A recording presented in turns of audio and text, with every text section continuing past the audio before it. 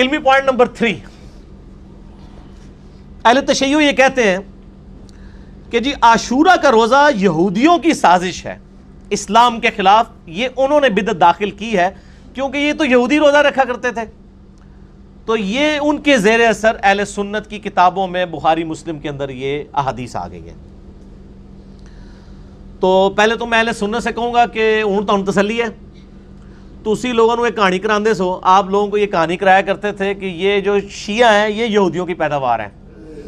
عبداللہ ابن سبا جو ہے وہ تو مطلب ایک کریکٹر تھا، وہ حضرت علی کے دور میں آیا، ان کے لیے الوہیت کلیم کرتا تھا، حضرت علی نے اس کو قتل کروایا، اس کو تو شیعہ بھی کافر مانتے ہیں، شیعہ اور سنی دونوں کتابوں کے اندر اس کو کافر ڈکلیئر کیا گیا، مرتد تھا وہ۔ تو میں شیعہ کو جواب دوں گا پہلا کہ یہ آپ کا الزام اہل سنت پہ ویسا ہی ہے جیسا کہ اہل سنت آپ پہ یہودیوں کی سازش کا الزام لگاتے ہیں، تو یہ وہ فرقہ واریت کی لعنت ہے۔ دوسرا جواب، اگر صرف مماثلت مان لی جائے کہ یہودی بھی 10 کا روزہ رکھتے ہیں اور ہم بھی رکھیں گے، اگرچہ ہم 9 کے ساتھ اسے ڈفرنٹ کر دیتے ہیں لیکن پھر بھی 10 کا تو بنتا ہے کامن، اس اصول اور مبادی کے اوپر تو پھر ساری مماثلت والی چیزیں فارغ ہو جائیں گی۔ ہمارا جو قبلہ اوسط ہے، درمیانی قبلہ کون سا ہے؟ بیت المقدس۔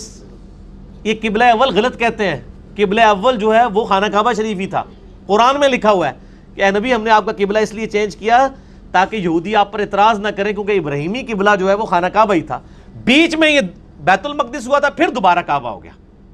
یہ بھی آج بات لے جائیں، یہ کتنا بڑا جھوٹ پوری امت لیول پہ چل رہا ہے۔ قبلہ اول قبلہ اول خانہ کعبہ ہے اور قبلہ آخر بھی خانہ کعبہ ہے، وہ قبلہ اوسط تھا، درمیان میں بنی اسرائیل کے لیے کچھ عرصہ کے لیے تھا۔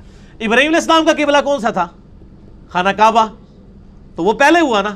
موسیٰ علیہ السلام تو ابراہیم علیہ السلام کے بعد آئے ہیں نا، بنی اسرائیل تو ان کی اولاد ہے نا، تو بنی اسرائیل کے لیے یروشلم ہوا، جسے بیت المقدس بھی ایلیا بھی کہتے ہیں۔ پھر نبی علیہ السلام کی دعا کی برکت سے جو پارہ نمبر 2 کے شروع میں 2-3 رکوع آتے ہیں، دوبارہ سے اس کو کیا گیا۔ تو قبلہ اوسط ہمارے لیے عزت کا مقام ہے، وہ یہودیوں کے لیے بھی ہے۔ تو کیا ہم صرف اس وجہ سے کہ ہماری یہودیوں کے ساتھ مماثلت ہوتی ہے اس قبلہ اوسط یعنی بیت المقدس، ایلیا اور یروشلم کی عزت کرنا چھوڑ دیں گے؟ نہیں چھوڑیں گے، یہ تو شیعہ بھی تیار نہیں ہوں گے۔ تیسرا جواب کہ ہمارے روزے کی مخالفت ایک اور طریقے سے بھی ہوتی ہے۔ یہودی جو ہیں وہ روزہ رکھتے ہیں 24 گھنٹے کا، اس میں سحری نہیں ہوتی ہے، ایک افطار سے دوسرے افطار تک،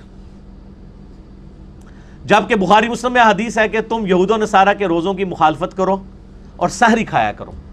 تو ہمارا جو روزہ 10 محرم کا ہوتا ہے وہ سحری والا ہوتا ہے، تو یہ آلریڈی یہودیوں کی مخالفت ہو جاتی ہے۔ اگر یہ من وان وہی چل رہا ہو تو یہ بھی 24 گھنٹے کا روزہ چل رہا ہو۔